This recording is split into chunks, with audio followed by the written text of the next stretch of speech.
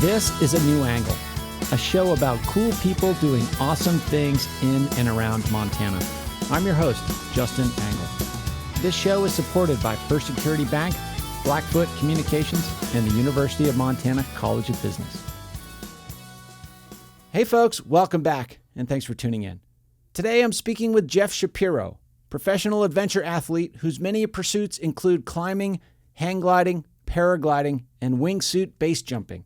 The real point of all of those activities for me was to get me into a place where I was able to experience life in a very present way. Jeff and his family lived in Montana for many years and recently relocated to the Oregon coast. We connected via Zoom to discuss risk, uncertainty, the seasons of life, and many other matters of consequence. This stuff fascinates me, as I hope it does you. So we're bringing you this conversation in two parts. Here's part one. Jeff, thanks for coming on the show today.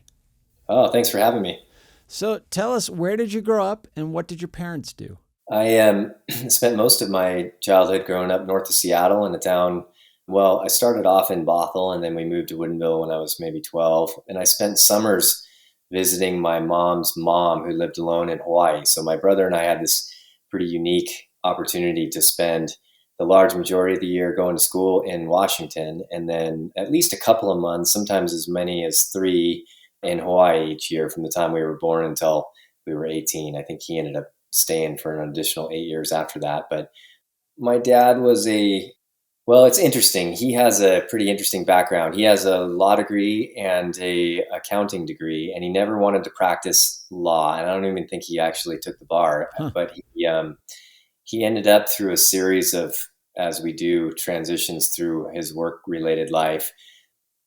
He ended up working for a business and then eventually taking that business over that rented, leased, and sold laundry equipment. But it's funny, that business was a bit of a means to an end for him. He was always kind of a fun hog and his passions were cycling. I think he did some assistant coaching for the 7-Eleven team when we were just little kids.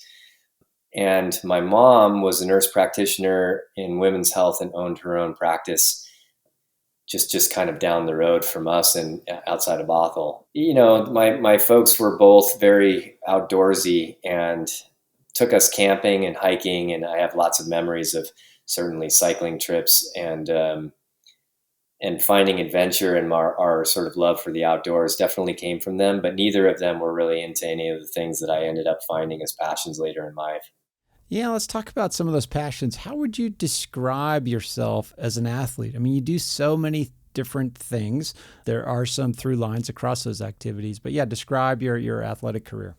I mean, we use the term athlete sometimes, or I do, but I never really looked at it that way. It was more just like a curiosity. Like anybody else, I've just been curious about certain things. And I find that, maybe it's a little easier to reflect upon this at this stage in life, but I feel like life is this like series of opportunities. And if you have the opportunities, if you're lucky enough to get those opportunities, to not take advantage of them would be a bit of a travesty, So when I was curious about something, I would want to learn as much as I could about it. And especially if there was some intriguing value, like if there was, as a younger guy, I was attracted to things that involved, a uniqueness of environment, risk, probably. I mean, if I was honest, probably the risk was attractive as a young guy. Yeah. But those things that fascinated me ended up, I don't know if it's a personality thing or what, but it ended up just driving a bit of obsession. I think that there's this line between passion and obsession that can be pretty blurry sometimes. And I was pretty obsessed about certain things. And so, yeah, when I was maybe 14, somewhere between 10 and 14, I got introduced to rock climbing, and just the nature of that environment and pushing myself through fears and doubts was pretty attractive, especially for a young boy who was, discovering and battling my own ego and those kinds of things. And then when I was 17, I was climbing enough to have met some folks that were pretty adventurous. And one of those guys was a hang glider pilot. And through a lot of luck, I somehow found myself close enough with him to have him offer to teach me how to fly a hang glider. And now I see the uniqueness of that. It's really rare for someone to take on a 17-year-old kid in such a highly consequential sport. And especially in those years, it wasn't developed like it is today. That was like stepping into another planet for me. When I learned how to fly a hang glider, I mean, I didn't, it's not like that was something that my friends in high school did, like I didn't even know how to get involved in hang gliding. And yet the idea of running off of a mountain, the mountains that attracted me towards climbing, and just this environment that I was really curious and fascinated by, and just saw the hugeness of the mountains. This now I can reflect and say that the mountains make me feel small, which is a good thing. To be able to go into that environment, take a bunch of tubes and fabric off the roof of your truck, and in 10 minutes have a pair of wings that you can run off that mountain and into the sky with, and then fly around. Not to be cliche about it, but it was a kind of magic for me. So when I learned how to do that, that completely shaped and changed my life. Hang gliding and climbing were very dominant features for a long time, and ended up, after having a professional career, ended up taking the place of that career and becoming a way that I make my living, which is also very, very lucky. Sure. And that led to a bunch of different pursuits in flight. I mean, how would you classify these various forms of flight that you engage in at this point? I classify as just human flight. I don't know. It's funny. So I was completely and utterly consumed by climbing and flying hang gliders, and then through a mutual sponsor, I became pretty good friends with a climber named Dean Potter. And Mm-hmm. Dean at that time was kind of on the cutting edge, or he's pretty much the sharp side of the spear for wingsuit base jumping. He was flying the biggest suits and he was doing the biggest jumps, and helping to develop that sport towards the direction that it's continuing to develop today. And we were at a trade show in Salt Lake City talking, just kind of in the corner. Both of us sort of loathed that environment. So we were sort of hiding in the corner, sitting on the floor with his dog Whisper, just rapping about human flight and how we were both incredibly fascinated with it. And he was actually really interested in learning how to fly hang gliders as just another tool to like get in the sky.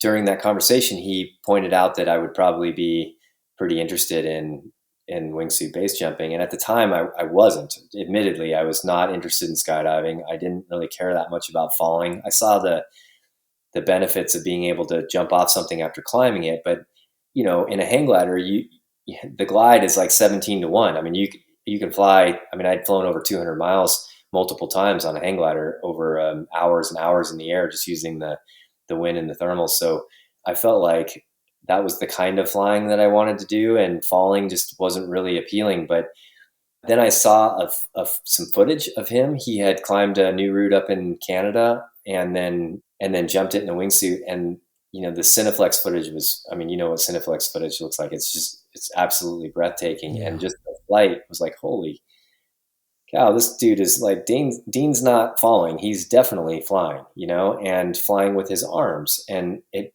really did jar me a little bit to my core. And so I called him and was just like, okay, I get it. How can I make this happen? This is like, it's definitely grabbed a hold of me. And he, introduced me to some people and lined me out. And I started that path. It's a long path. It's committing. There's a lot of steps to take, like, we always say when it comes to risk, it doesn't have to take a long time, but you can't skip any steps, Yeah. and so I just completely and utterly committed to that, which was interesting because at the time, to commit to wingsuit base jumping, I had to stop flying a hang glider the way that I had been, because traveling around the world, internationally 5-6 times a year Sure. for multiple comps and racing on the circuit pretty much was all consuming. So to focus on wingsuit base jumping and learning how to get to that point, which demands, like I said, a lot of steps, means that I couldn't do that. So you have to like sort of let go of the ego and say, okay, well, I'm no longer going to be a professional hang glider pilot. And instead, I'm going to give all that up to be a beginning skydiver, which is essentially what you do, But it didn't matter because the path was so fascinating and so consuming and profound in terms of working towards this what at the time felt like kind of a dream. I mean, that was during that era where when you saw footage of someone flying a wingsuit down a mountain, I think it was like around 2009 or 10, it didn't even look real, you Yeah, know? yeah, absolutely. That would very well describe my first experience viewing some of that footage. And I think it was a video with Dean Potter, just like, how is this even possible that a human being is doing that? That's it. Yeah. And so it ended up being a pretty easy decision. And certainly like these decisions that you make that you can sort of look in hindsight as to being the most meaningful decisions of your life. It was one that I wasn't sure how, but I knew would change my perspective, and knew that it was worth exploring. Sure. Jeff, back to something you said a moment ago about not skipping steps, like going through a rigorous process of apprenticeship. I mean, you're balancing your desire to learn and to be ready and to go through all the steps, but you also have ambition. You've got excitement. You want to achieve some level of proficiency so that you can do your first wingsuit jump or whatever the objective is.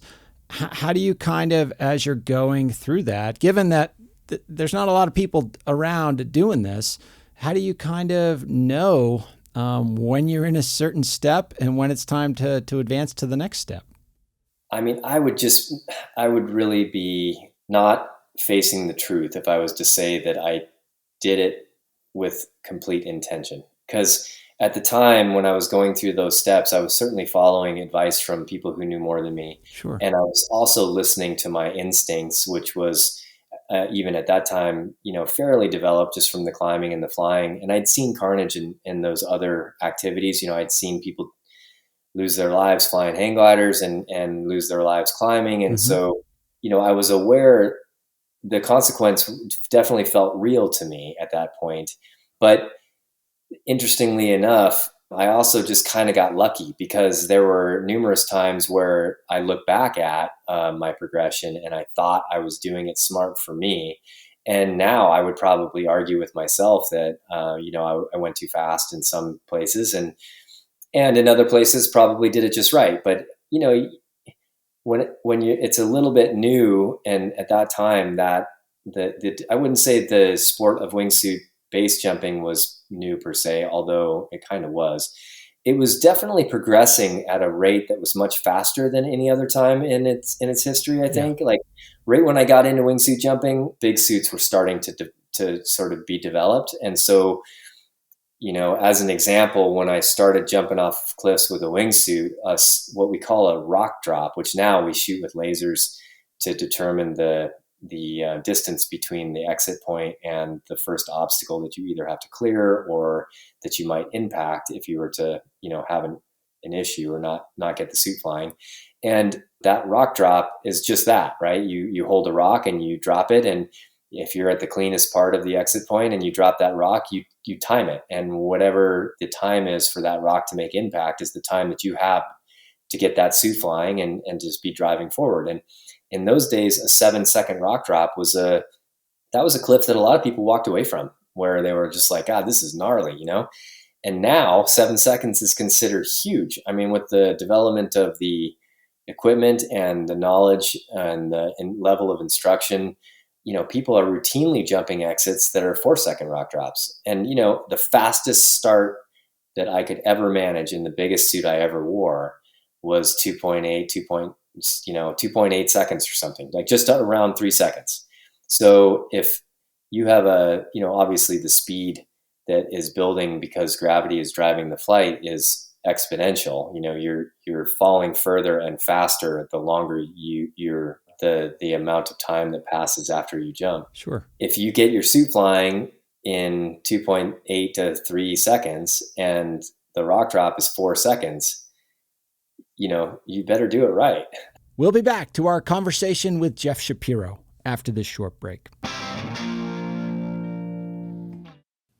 A New Angle is supported by First Security Bank, Blackfoot Communications, and UM's College of Business. Access to capital, broadband, and education are 3 ingredients any community needs for success. Hey, this is Ryan Tutel and Colter Nuanez from ESPN Missoula, and you're listening to A New Angle. Welcome back to A New Angle. We're talking about risk and consequence with Jeff Shapiro. At those speeds and whatnot, like how close are you to the ground with that 1.2 seconds margin for error? There's a lot of variables involved. Sure. If you jump, because when you get out of an airplane, you have lots of airspeed, instantly, right? You just open the suit after you clear the tail of the airplane, and you've got 60 miles an hour in your face to be able to start the flight with good pressurization and some decent controllability of the aircraft, which happens to be this suit that you're wearing, right? But when you jump off of a cliff, you're going from standing still to hopefully fast enough to control the suit. And that amount of time is you'd be surprised at how long 4 seconds feels, It's a lifetime. And if you jump off in an angle of attack that isn't correct, then the amount of time it takes for you to get that suit started and flying away from the object in control can be exponentially longer. Sure. Than if you did it correctly. So, if you jumped off of an exit that was pretty close, you had to do it just perfect. And if you didn't, then the consequences were dire. So yeah, during that era, there was obviously a lot of loss of life, and there's still, there still is. It's been an expensive year this year, so it's just an unforgiving activity. But with that said, it's also like, I don't know, one of the most amazing things I've ever done, certainly, and feel like a human can do. It is pretty incredible to jump off, especially in those adventurous moments where you have the luck to find a cliff that no one else has flown, Sure. to do the work, hike back into the mountains, climb or find your way to an exit that is applicable to your skill set and your level of experience. And then to actually put the wingsuit on, jump it, have a flight, fly 150 miles an hour where the glider's your arms, and then safely open your parachute and land on that experience whatever. For me, it was profound. Yeah, let's maybe press on that a little bit. I mean, very few, if anyone listening to this right now, will have that experience. But all of us can sort of pursue experiences that access a certain quality of mind. And I would imagine it requires a specific quality of mind to pull off a wingsuit-based jump or another activity with kind of that dire consequence. Talk about that. What state of mind are you seeking in those activities? What state of mind do you have to achieve in order to feel ready to jump off a cliff and take that leap, so to speak? Yeah, talk about that quality of mind.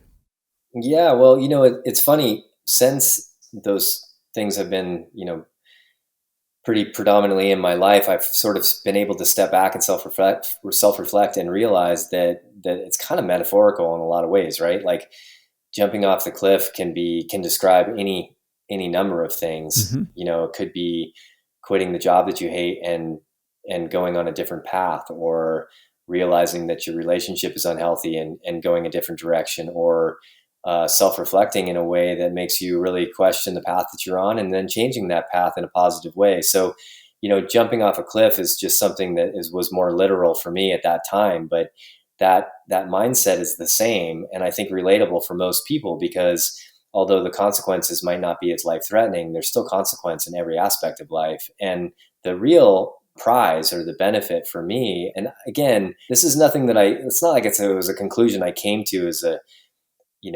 new jumper or even younger than that as a dumb kid. It's something now that I can sort of look back on and reflect. So admittedly, it was a learned thing, but the real point of all of those activities for me was to get me into a place where I was able to experience life in a very present way. And presence is sort of a little bit of a keyword these days, but it's so true, because presence is the only thing we have, right? Right. We can't change what happened, and we don't really know what's going to happen. So all we can do is live this moment in the very best way that we can. That doesn't mean that I'm saying we shouldn't pay attention to the future or plan for the future or learn from the past. It just means that the only thing we can control is our own minds and our own behavior. And the only thing we have is how we behave and what we think about right now. And when I jump off a cliff, it puts me in a level of presence that is pretty cheap. It's easy to get to this place where I'm so present that even the parts of my brain that creates memories and understands time doesn't work the same that it does in normal life.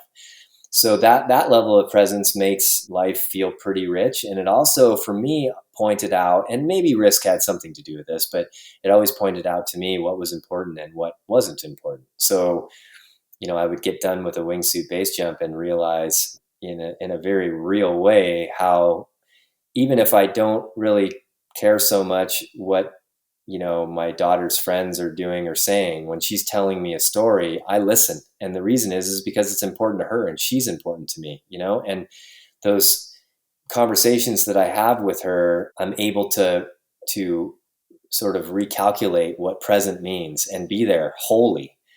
So then my trips, when I was gone, right? But when I was home, Right.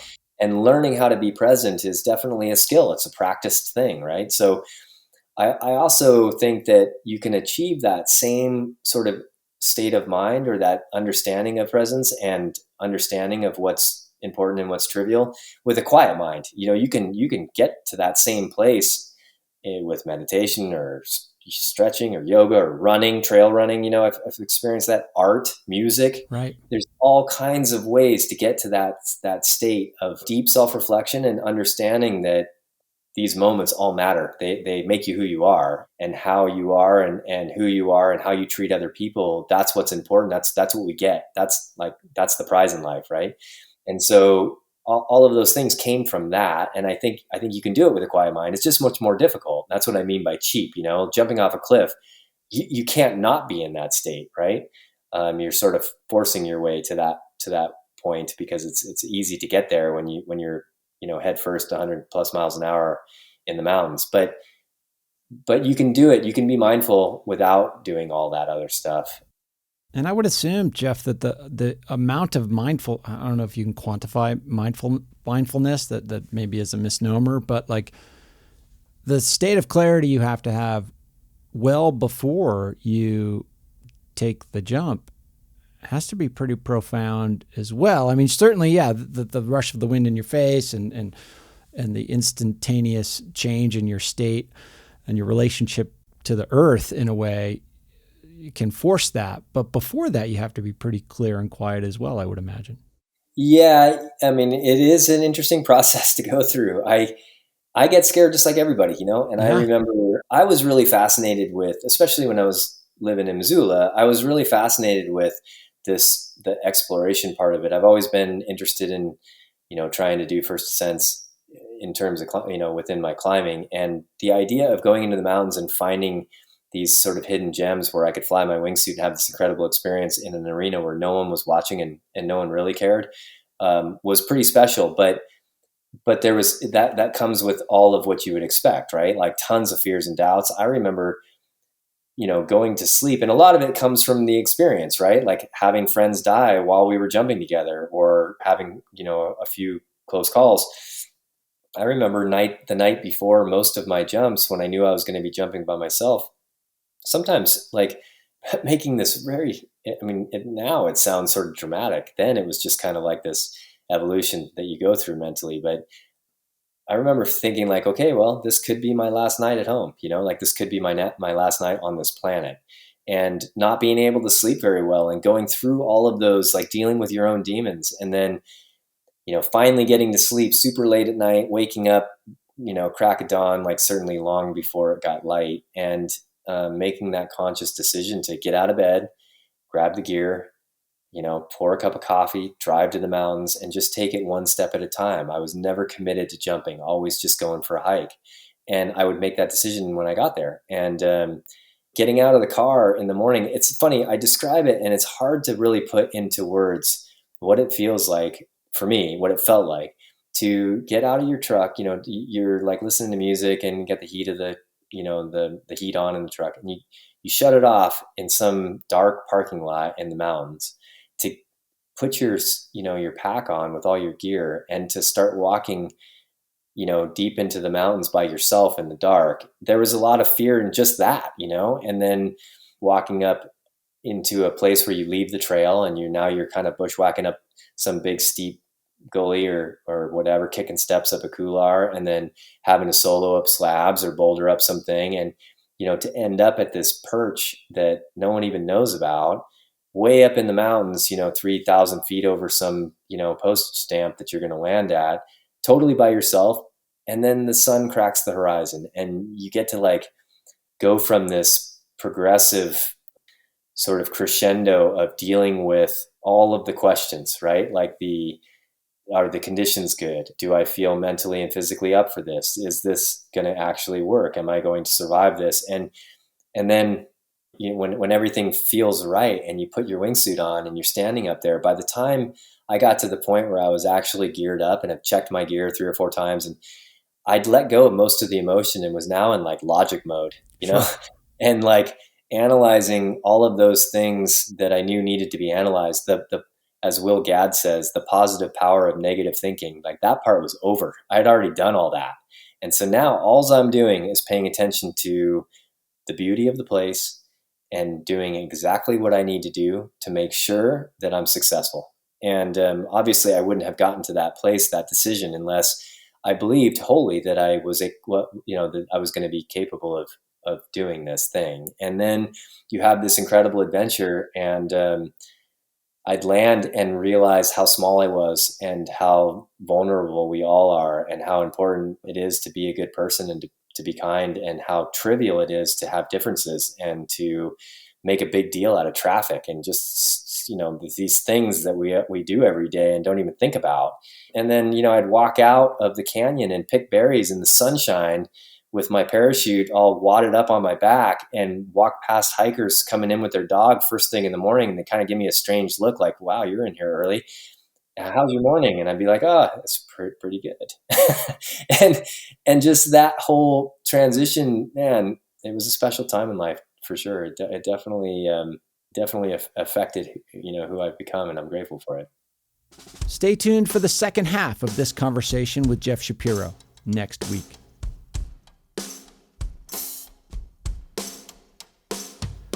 Thanks for listening to A New Angle. We really appreciate it. And we're coming to you from Studio 49, a generous gift from UM alums Michelle and Lauren Hansen. A New Angle is presented by First Security Bank, Blackfoot Communications, and the University of Montana College of Business, with additional support from Consolidated Electrical Distributors, Drum Coffee, and Montana Public Radio. Keely Larson is our producer. VTO, Jeff Ament, and John Wicks made our music. Editing by Nick Mott, social media by AJ Williams, and Jeff Neese is our master of all things sound. Thanks a lot, and see you next time.